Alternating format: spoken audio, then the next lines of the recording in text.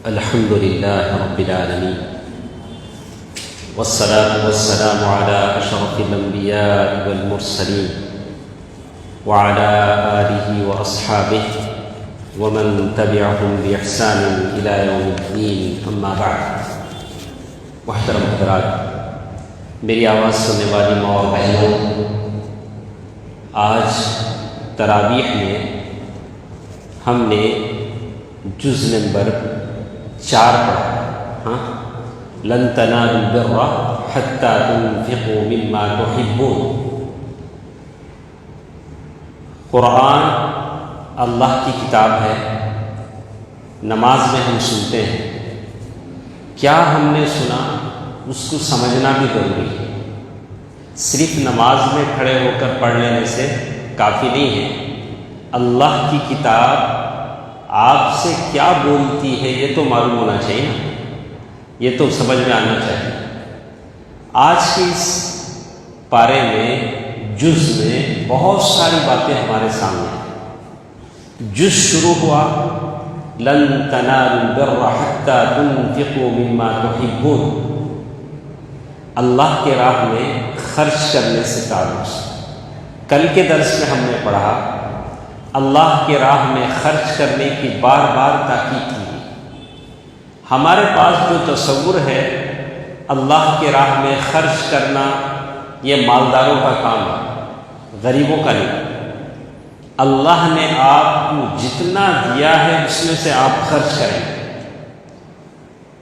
اور جو چیز آپ زیادہ پسند کرتے ہیں اس کو اللہ کے راہ میں خرچ کریں. ہم لوگ سب سے زیادہ کیا پسند کرتے ہیں؟ ہمارا پیسہ. اس لیے آدمی جیب کہاں سے لاتا ہے؟ سینے کے اوپر، یعنی پیسہ سنبھال کے اس میں رکھتا ہے. کوئی آسانی سے لے سکتا نہیں، بڑے اس کے ساتھ ویلٹ میں یہاں رکھتا ہے، بولا کہ میرے سینے میں. تو اس کو اللہ کے راہ میں خرچ کرے، تب اللہ اپنی سجی سجائی جنت تم کو دے گا. صحابہ کرام نے اپنے بچوں کو یتیم بنا دیا، بیویوں کو بیوہ بنا دیا، گھر میں جو کچھ تھا لا کر اللہ کی راہ میں ڈال دیا. تب جا کر اللہ تعالیٰ نے کہا کہ اللہ ان سے راضی ہے، ان کے لیے جنت ہے. تو اللہ نے یہ جز جو شروع کیا اسی سے کہ تم جس چیز سے محبت کرتے ہو اس کو اللہ کی راہ میں خرچ کرو. اور وَإِنَّهُ لِحُبِّ الْخَيْرِ لَشَدِيدٌ. ہم لوگ اپنے پیسے سے بہت محبت کرتے ہیں. جب تک اس کو اللہ کی راہ میں خرچ نہیں کریں گے ہم کو جنت نہیں ملے گی. جیسے اس سے پہلے ہم لوگ پڑھ چکے ہیں کہ صحابہ کرام نے پوچھا يَسْأَلُونَكَ مَاذَا يُنْفِقُونَ. صحابہ کرام نے اللہ کے نبی صلی اللہ علیہ وسلم سے پوچھا کہ ہم لوگ کیا خرچ کریں، کس پر خرچ کریں؟ تو اللہ نے اس کا جواب دیا قُلْ مَا أَنفَقْتُم مِّن خَيْرٍ فَلِلْوَالِدَيْنِ وَالْأَقْرَبِينَ. تمہارے کمائی کا سب سے زیادہ حقدار تمہارے ماں باپ ہیں. جو کچھ آپ کماتے ہیں پیسہ، اس پیسے کا سب سے زیادہ حقدار کون ہے؟ کون ہے؟ ماں باپ. ماں باپ زیادہ حقدار ہیں تمہاری بیوی بچوں سے. قُلْ مَا أَنفَقْتُم مِّن خَيْرٍ فَلِلْوَالِدَيْنِ. ماں باپ پر سب سے پہلے خرچ کرنا. تو اس کے بعد کچھ اور باتیں ہمارے ساتھ اس جز میں ہیں. اللہ تعالیٰ نے بعض بنی اسرائیل کی باتیں کہی کہ اسرائیل جو اللہ کے پیغمبر تھے ان کو ایک طرح کی بیماری تھی، اس کی وجہ سے انہوں نے اللہ تعالیٰ سے نظر مانی کہ اگر میری بیماری اچھی ہو گئی تو میں اونٹ کا گوشت اور دودھ نہیں پیوں گا. اللہ نے حرام نہیں کیا، انہوں نے اپنے طور سے اپنے اوپر حرام کر لیا. اللہ تعالیٰ نے اس کا ذکر کیا كُلُّ الطَّعَامِ كَانَ حِلًّا لِبَنِي إِسْرَائِيلَ إِلَّا مَا حَرَّمَ إِسْرَائِيلُ عَلَى نَفْسِهِ. انہوں نے اپنے اوپر یہ چیزیں حرام کر لی، اللہ تعالیٰ کی طرف سے نہیں تھا. اس کے بعد اللہ تعالیٰ نے کعبۃ اللہ کا ذکر کیا. إِنَّ أَوَّلَ بَيْتٍ وُضِعَ لِلنَّاسِ. काबतुल्लाह है जो अल्लाह का सबसे पहला घर है। फीही आयातुन बय्यिनात, काबतुल्लाह ऐसा है जो अमन का घर है। काबतुल्लाह जाने के लिए हर कोई तड़पता है, हाँ आप भी तड़पते हैं, और जो लोग होकर आए हैं वो उनकी यादों में जीते हैं। काबतुल्लाह में हमें मात है, वैसा आते थे वैसा जाते थे, ज़माना हो चुका होगा जाकर, लेकिन आज भी उनको छेड़े तो 1 घंटा आपका गया, हाँ 1 घंटा बहुत कम पड़ेगा। तो वो अपनी यादें सुनाएंगे, ये अल्लाह का घर है, हाँ हमारा दिल वहाँ लगा हुआ है। अल्लाह ताला ने कहा फीही आयातुन बय्यिनात, वहाँ वाज़ेह निशानियाँ हैं, सफ़ा है, मरवा है, मिना है, अरफात है। फीही आयातुन बय्यिनातुन मक़ाम इब्राहीम, मक़ाम इब्राहीम है। मक़ाम इब्राहीम कहाँ है? काबतुल्लाह के पास। तो कहते हैं कि काबतुल्लाह के उस पत्थर पर चढ़कर इब्राहीम अलैहिस्सलाम ने काबतुल्लाह बनाया। एक साहब ने सवाल किया कि काबतुल्लाह तो दूर है, मुकाम इब्राहीम दूर है, कैसा बना? नहीं सवाल हो। तो हज़रत उमर रज़ी अल्लाह ताला अन्हु के ज़माने में उसे हटा दिया गया, कहा कि उससे पहले वो बहुत करीब था, काबतुल्लाह के करीब था। जैसे तफसीर उस-सादी में लिखा गया कि उसे दूर किया गया, लेकिन वो मुकाम इब्राहीम है जिसका जिक्र अल्लाह ताला के वमन दखलहु कान आमीना, जो शख्स काबतुल्लाह में दाखिल होगा वो पुरअमन होगा। अल्लाह ताला ने उसी की बहुत सारी बातें यहाँ बताई हैं। उसके बाद अल्लाह ताला ने एक बात बताई, कहा या अय्युहल्लज़ीना आमनुत्तक़ुल्लाह हक़्क़ तुक़ातिह, ऐ ईमान वालों अल्लाह से वैसे डरो जैसे डरने का हक़ है। वला तमूतुन्न इल्ला व अंतुम मुस्लिमून, और तुम इस्लाम की हालत में मुसलमान होकर मरो। सहाबा इकराम हैं, मुसलमान हैं, मुसलमान से कहा जा रहा है कि तुम मरते वक्त मुसलमान रहो। इसीलिए अल्लाह ताला से आप दुआ करें कि अल्लाह कलीमे पर मौत दे। आज का ज़माना ऐसा है, कितने मुसलमान, आज 2 जनाजे मैंने पढ़ा, हाँ कितने मुसलमान हैं जो इस पर जी रहे हैं, ऑक्सीजन, कलीमा मुयस्सर हो नहीं होने वाला। तो आप अल्लाह ताला से दुआ करें कि अल्लाह मरते वक्त कम अज़ कम क्या हो, मुझे कलीमा मुयस्सर, यानी कलीमा पढ़ते हुए मैं मरूं, कि जिसकी मौत कलीमे पर आती है उसके लिए जन्नत है, तो वो मुसलमान है। तो कहते हैं तक़वे का मतलब ये है हुआ अन युता फला युसा, अल्लाह ताला की इताअत की जाए, अल्लाह ताला की नाफरमानी न की जाए। वयुज़कर फला युसा, हमेशा अल्लाह को याद किया जाए, अल्लाह को भूला न जाए। वयुश्कर फला युकफर, अल्लाह ताला का शुक्र किया जाए, उसकी नाशुक्री न की जाए। अल्लाह ताला की जब जब नाशुक्री होती है अल्लाह ताला नेमतों को उठा लेते हैं, उसकी नेमतें उठा ली जाती हैं। फिर अल्लाह ताला ने इसी जुज़ में एक बात कही, वलतकुम मिनकुम उम्मतुन यदऊना इलल खैर, आप लोग जितने भी हैं उनमें से कुछ ऐसे होना चाहिए जो लोगों को अच्छी बात बताएं, बुराई से रोकें। यही काम है दावा का, आपको करना है। किसी को कोई गलत काम करते देखें तो आप रोक के, और अल्लाह ताला ने इसके फ़ौरन बाद अल्लाह ताला ने फरमाया यौम तब्यद्दु वजूहुम व तस्वद्दु वजूह, एक दिन ऐसा आने वाला है जिस दिन कुछ चेहरे सफ़ेद होंगे, गोरे होंगे, और कुछ चेहरे काले होंगे। वो क़यामत का दिन होगा, नेकी करने वालों के चेहरे सफ़ेद और बुराई करने वालों के चेहरे काले हो जाएंगे। उसके बाद अल्लाह तबारक व तआला ने मुख्तलिफ जंगों का तज़किरा किया। आपको मालूम है कि इस्लाम की सबसे पहली जंग कब हुई? क्या नाम है उस जंग का? जंगे बद्र। जंगे बद्र, जंगे बद्र अल्लाह ताला ने मुसलमानों को फतहमंदी, काफिरों के बड़े बड़े 70 लोग मारे गए, 70 लोग मारे गए और 70 लोग कैद हुए, काफिरों के बड़े बड़े सरगने।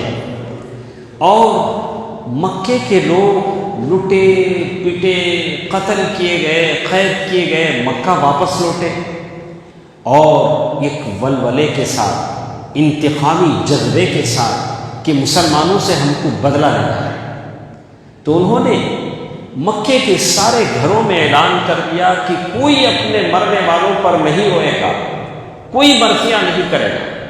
سارے لوگوں نے کہا کہ کوئی برسیاں نہیں کرے گا، اور مکے والوں نے بدلے کی آگ میں ایک بات کہا کہ ابو سفیان کا جو لشکر مکہ واپس آ رہا ہے اس کا سارا پیسہ ہم ایک اور جنگ پر خرچ کریں گے اور مسلمانوں سے بدلہ لیں گے۔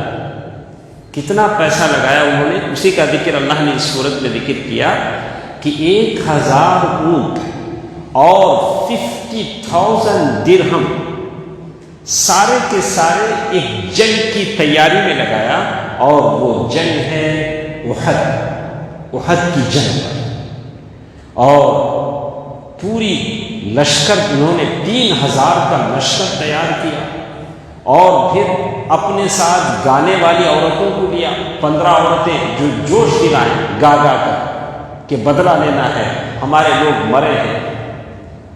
اللہ کے نبی صلی اللہ علیہ وسلم کو عباس رضی اللہ تعالی عنہ جو ابھی مکے میں تھے، انہوں نے ایک خط لکھا، خط میں لکھا کہ کافر مکے کے قریش آپ لوگوں کے خلاف جنگ کا اعلان کر رہے ہیں، فوج لے کر نکل رہے، 500 کلومیٹر کی مسافت وہ خط لے کر ایک آدمی 3 دن میں مکے سے مدینہ آیا، اللہ کے نبی صلی اللہ علیہ وسلم کو خط دیا، اللہ کے نبی صلی اللہ علیہ وسلم نے خط پڑھا تو مدینے میں گویا ایمرجنسی لگ گئی، اللہ کے نبی صلی اللہ علیہ وسلم نے اپنے جاسوس پھیلا دیے اور جنگ کی تیاریاں شروع کر دی۔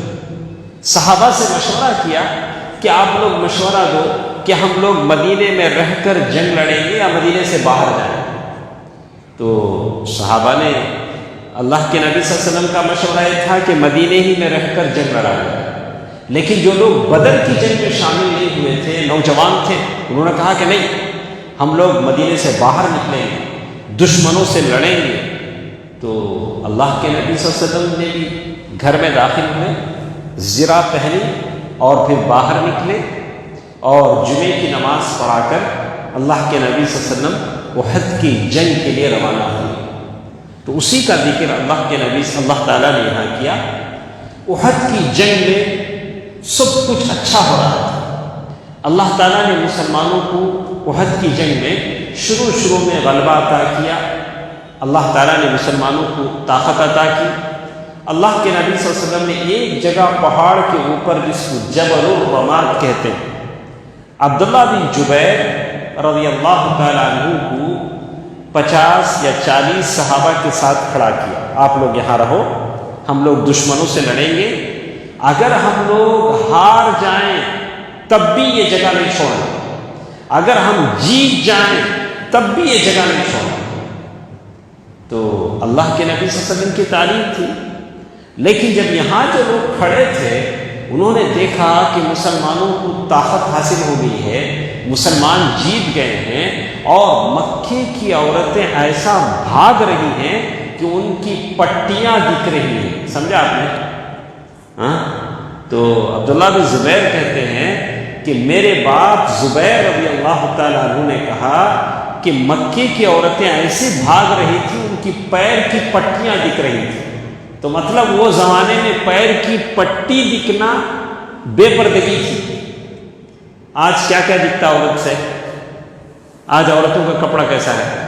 وہ بھی کافر عورتیں، وہ زمانے کی کافر عورتیں کہہ رہے ہیں کہ ان کافر عورتوں کی پیر کی پٹی دکھتی تھی، وہ بے پردگی میں شمار ہوتا ہے۔ تو کہتے ہیں کہ جب یہ 50 آدمی جو تھے انہوں نے دیکھا کہ مسلمان جیت گئے ہیں تو کہا کہ اب ہم لوگ یہاں کھڑ کے کیا کریں گے، غنیمت لوٹیں، غنیمت حاصل کریں گے، دیکھو مسلمان غنیمت لے رہے ہیں۔ تو انہوں نے اپنی جگہ چھوڑ اور خالد بن ولید جو ابھی مسلمان نہیں ہوئے تھے اسی وقت کا انتظار کر رہے تھے، پیچھے سے آئے اور مسلمان بیچ میں گر گئے اور مسلمان شکست ہارنے کے قریب جانے لگے۔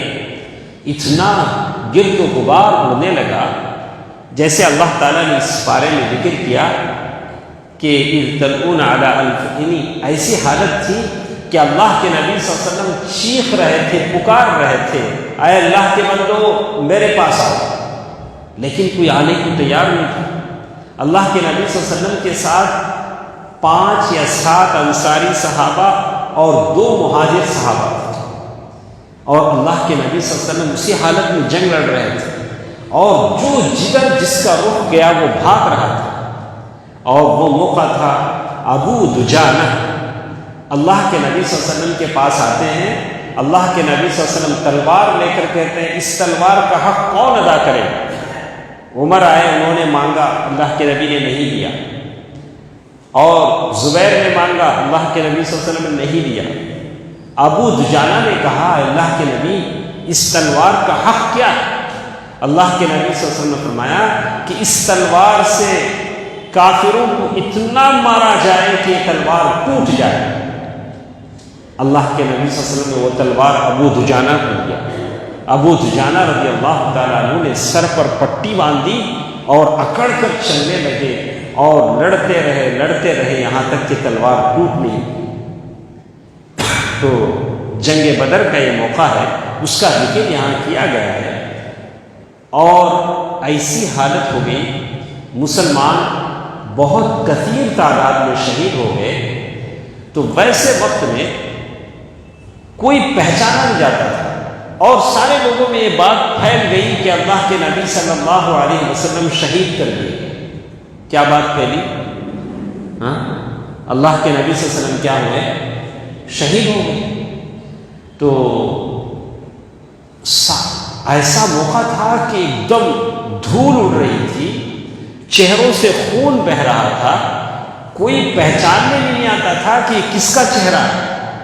کسی کا ہاتھ کٹا، کسی کا پیر کٹا، چہروں سے خون بہہ رہا ہے۔ ابو سفیان گھوڑے پر آئے، ابھی مسلمان نہیں ہوئے تھے، آ کر پوچھا افیکم محمد، اے مدینے کے لوگوں کیا تم میں محمد ہیں؟ ادھر مسلمان ہیں، ادھر کافر ہیں۔ ابو سفیان گھوڑے پر بیٹھ کر پوچھ رہے ہیں۔ ابو سفیان کو یقین ہے کہ سارے مسلمان ختم ہو گئے۔ کہا افیکم محمد، کیا تم میں محمد ہیں؟ اللہ کے نبی صلی اللہ علیہ وسلم نے فرمایا کہ لا تجیبو، کوئی جواب نہیں دینا، خاموش ہو۔ اگر جواب دیں گے تو معلوم ہو جائے گا کہ ہم زندہ ہیں۔ پھر ابو سفیان نے پوچھا افیکم ابو قحافہ، کیا تم میں ابو بکر ہیں؟ اللہ کے نبی صلی اللہ علیہ وسلم نے کہا کہ لا تجیب، جواب مت دو۔ پھر کہا کہ کیا تم میں عمر ہیں؟ اللہ کے نبی صلی اللہ علیہ وسلم نے یہی جواب دیا کہ نہیں، کوئی بھی جواب نہیں دیا۔ جب 3 مرتبہ ابو سفیان کو جواب نہیں ملا تو ابو سفیان نے کہا اعلو حبل، اعلو حبل۔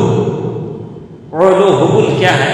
حبل ایک بت ہے، جیسے آج کل ہندو پکارتے ہیں، ان کا ایک نعرہ مشہور ہے، میں مسجد میں لینا نہیں چاہتا، تو ویسے وہ زمانے میں وہ نعرہ تھا، انہوں نے حبل کی جے ہو، حبل کی جے ہو۔ اللہ کے نبی صلی اللہ علیہ وسلم کو بڑا غصہ ہے۔ اب تک اللہ کے نبی صلی اللہ علیہ وسلم کہہ رہے تھے کہ جواب مت دو، اب اللہ کے نبی صلی اللہ علیہ وسلم نے فرمایا کہ لوگوں جواب دو، حبل کی جے بول رہا ہے، جواب دو۔ صحابہ نے کہا اے اللہ کے نبی ہم کیا جواب دیں، کیا جواب دیں؟ تو کہا کہ نہیں، کہ اللہ اعلی و اجل، کہا کہ حبل کی جے نہیں ہے بلکہ اللہ جو اعلی و اجل ہے۔ اس سے پہلے عمر رضی اللہ تعالیٰ عنہ نے خود کہہ دیا کہ ابو سفیان تینوں کے تینوں زندہ ہیں، اللہ تجھے ذلیل کرے، تینوں کے تینوں زندہ ہیں، اللہ تعالیٰ تجھے ذلیل کرے۔ ابو سفیان نے تب کہا لنا مولانا، لنا، کہا لنا العزى ولا عزى لكم، ہمارے لیے عزا ایک بت ہے، تمہارے پاس کوئی بت نہیں۔ تو تب اللہ کے نبی صلی اللہ علیہ وسلم فرمایا تم جواب دو لنا مولانا ولا مولا لکم، ہمارا اللہ ہمارے ساتھ ہے، تمہارا کوئی اللہ نہیں۔ تو پھر عمر رضی اللہ تعالیٰ عنہ نے جواب دیا کہ تمہارے مرے ہوئے لوگ ہمارے مرے ہوئے لوگ کیسے برابر ہو سکتے ہیں؟ تمہارے مرے ہوئے لوگ جہنم میں گئے، ہمارے مرے ہوئے لوگ شہید ہو کر جنت میں گئے۔ تو یہ ساری باتیں اللہ تعالیٰ نے اس جز میں بتایا کہ احد کی جنگ کیسے ہوئی۔ اللہ کے نبی صلی اللہ علیہ وسلم کے لوہے کی ٹوپی کے دونوں آنکڑے یہاں چپ گئے، دانت شہید ہو چکے ہیں اور سر سے خون بہہ رہا ہے۔ اللہ کے نبی صلی اللہ علیہ وسلم کہہ رہے ہیں لن یفلح قوم شجوا رأس نبیہم، یہ قوم کیسے فلاح پا سکتی ہے جس نے اپنے نبی کا سر زخمی کیا ہے؟ تو فوراً اللہ کی طرف سے آیت نازل ہوئی لیس لک من الامر شیء، اے اللہ کے نبی آپ کچھ مت کہیے، آپ ان کو بد دعا مت دیجیے، آپ ان کو برا بھلا مت کہیے، اللہ تعالیٰ ہے جو ہدایت دیتا ہے، اللہ تعالیٰ ہے جو ہدایت دیتا ہے۔ ان میں سے بہت سارے لوگ ہدایت پائے۔ تو اللہ تعالیٰ نے کہا وَلَا تَهِنُوا وَلَا تَحْزَنُوا وَأَنْتُمُ الْأَعْلَوْنَ إِن كُنتُم مُؤْمِنِينَ، تم کمزور نہ ہو، غمگین نہ ہو، تم فلاح پانے والے ہو اگر تم صحیح معنی میں مومن ہو۔ یہی بات کا ذکر اللہ تعالیٰ نے اس میں کیا ہے۔ اس کے بعد کچھ اور باتیں جس میں کہی گئی کل نفس ذائقۃ الموت، ہر نفس کو موت کا مزہ چکھنا ہے۔ اسی لیے عربی شاعر نے کہا الموت باب وکل الناس داخلہ فیا لیت شعری بعد الباب مدار، موت ایک دروازہ ہے، اس میں ہر ایک کو داخل ہونا ہے۔ اس کے بعد کچھ آیتیں ہیں ان فی خلق السماوات والارض واختلاف اللیل والنہار لآیات لأولی الالباب الذین یذکرون اللہ قیاما وقعودا وعلی جنوبہم۔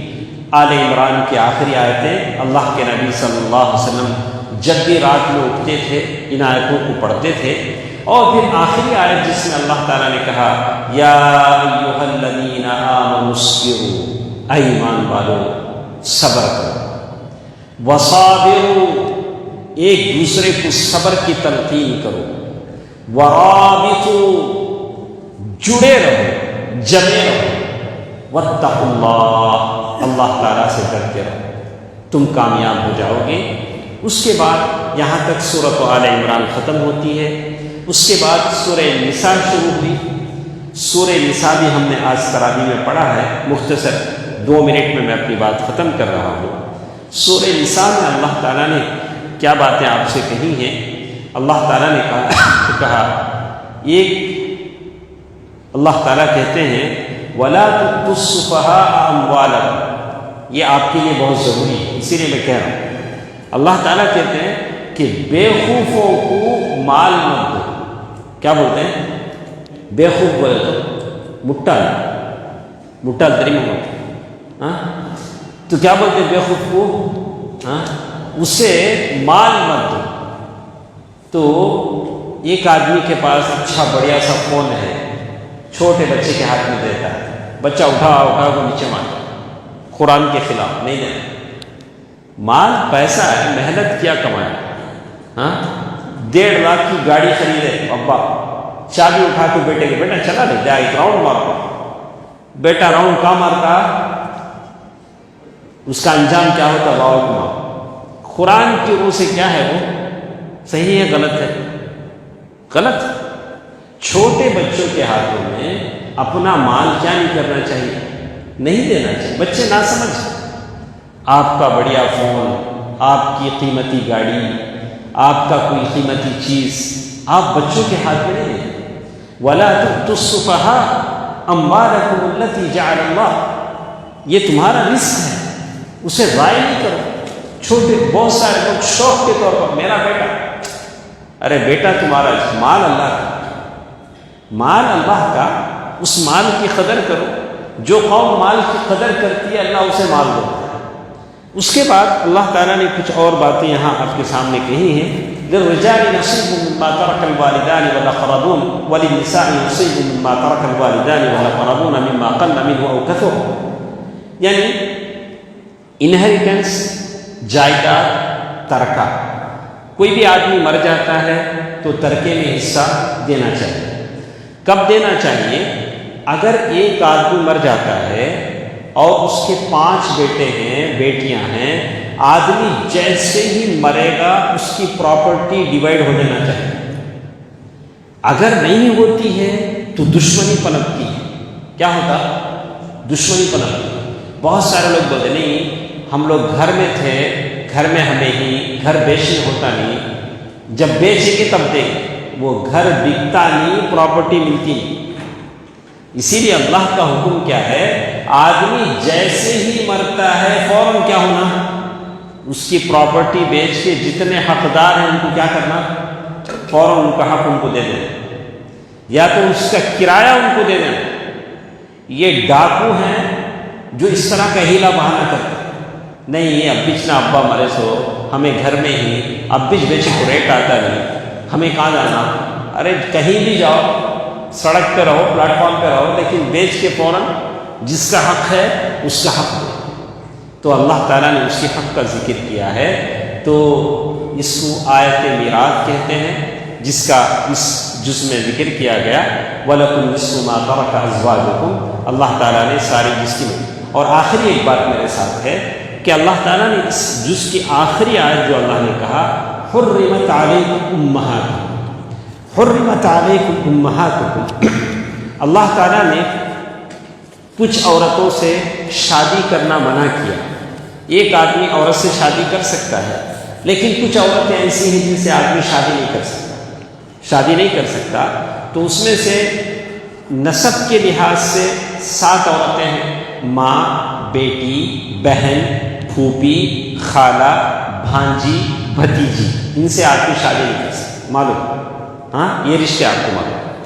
اسی طرح دامادی رشتے ہیں: باپ کی بیوی، دادا کی بیوی، بہو سے کوئی شادی نہیں کر سکتا، بہو ساس سے کوئی شادی نہیں کر سکتا، سوتیلی بیٹی اس سے کوئی شادی نہیں کر سکتا. اللہ نے اسی کا ذکر اس جز کے آخری آیت میں کہا، حرمت علیکم امہاتکم و بناتکم. بڑی لمبی آیت. اس کے بعد اسی طرح رضاعی رشتے ہیں، دودھ پیتی بہن ہے. کسی عورت نے آپ کو یا آپ کی ہونے والی بیوی دونوں کو ساتھ میں دودھ پلایا ہے تو اس سے شادی نہیں کر سکتے. تو اسی کا ذکر اس صورت کے آخر میں ذکر کیا گیا. انشاءاللہ یہ کچھ باتیں تھیں جو اس پورے جز کے خلاصے کے طور پر میں نے آپ کے سامنے پیش کی ہیں. اللہ تعالیٰ جو کچھ ہم سنتے ہیں، سناتے ہیں، اس پر عمل کرنے کی توفیق دے. انشاءاللہ کل کے درس میں ہم یہ اس کے بعد والا جز انشاءاللہ ہم پڑھیں گے، 5واں جز لا يحب اللہ والمحصنات. اس کے بعد والا کون سا ہے ہمارے ساتھ؟ انشاءاللہ والمحصنات من النساء، وہ جز انشاءاللہ ہم پڑھیں گے. اللہ تعالیٰ قرآن کو ہمارے لیے سفارشی بنائے. آمین. والسلام علیکم ورحمۃ اللہ وبرکاتہ.